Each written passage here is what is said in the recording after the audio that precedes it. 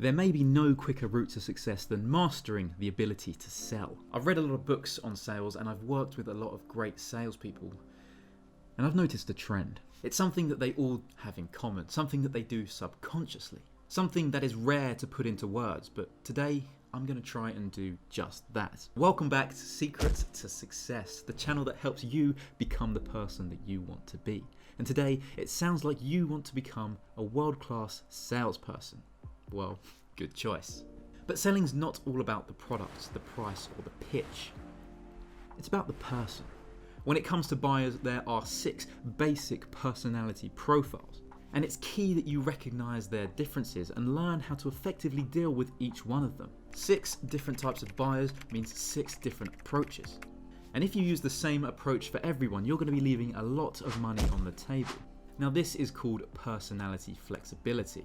It's the ability to morph your personality to match the person that's sitting across from you. So let's look at the type of buyers you will encounter in your day-to-day life of selling. The first buyer is the apathetic buyer, and they make up around 5% of the total. These people show no interest, enthusiasm, or concern. They don't care how good the product is, how cheap it is, or how successful it's been for other people. They're cynical, pessimistic, and they waste your time. The sooner you can identify these people, the better. Instead of tiring yourself out with these people, disengage as politely as possible and leave. Now, on the other end of the scale, you have the self-actualizing buyer. These are the exact opposite and also make up 5% of the total. They know exactly what they want, the features, benefits, and the price that they're willing to pay.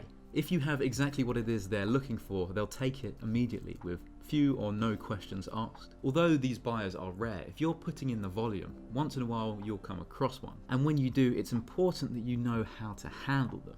Don't try to sell them something different to what they want. Don't change the specifications or try and upsell them to something else. Now, if you don't have exactly what they're looking for, tell them immediately and suggest somewhere where they might find it. Basically, just sell them exactly what they want. The third type of buyer is the analytical buyer. Now, these make up around 25% of the total, and so they're a lot more common than the last 2 that we discussed. These people are self-contained and task-oriented. They're concerned about accuracy and detail, and you need to focus on those aspects as the primary motivators.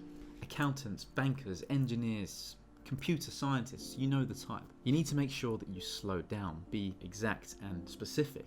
Be prepared to prove on paper everything that you say. The more details you're able to provide about your product or service and how it works, the better. But bear in mind, these buyers don't tend to make impulse decisions. They're slow to make up their minds. They'll want time to be left alone with your material to reflect on it and analyze it. There's no point trying to rush these people. They're far more concerned about making the correct decision than they are about price or speeding up the transaction. Another common buyer is the Relator buyer.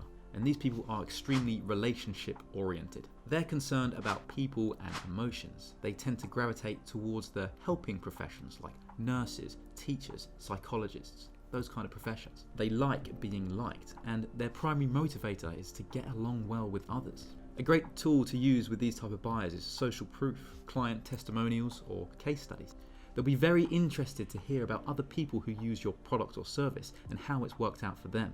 They'll ask a lot of questions, but unlike the analytical buyer, they'll ask questions based on your experience or your opinion rather than the details of the matter. It's key to be patient, sensitive, and thoughtful when dealing with these type of buyers. The driver buyer is more direct, impatient, and straight to the point than the other types of buyers. She's a businesswoman or a director, and she's practical. Her greatest concern is getting results. She'll want to know what your product is, what it does, how much it costs, and how it's going to change her life. For these people, you need to get straight to the point.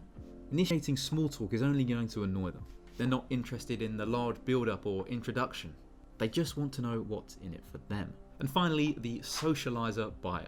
Outgoing and extroverted. They love working with people to get results. Typically, supervisors, managers, and executives, they love talking about themselves and what they've accomplished. They typically don't get caught up on the small details of things and instead just look at the big picture. It's therefore important that you put any agreement on paper and make a record of the details to avoid any misunderstandings down the road. And there you have it, the 6 different types of buyers. To achieve success in sales, you must develop personality flexibility. You need to take a few minutes to assess the person sitting in front of you and adjust your personality accordingly.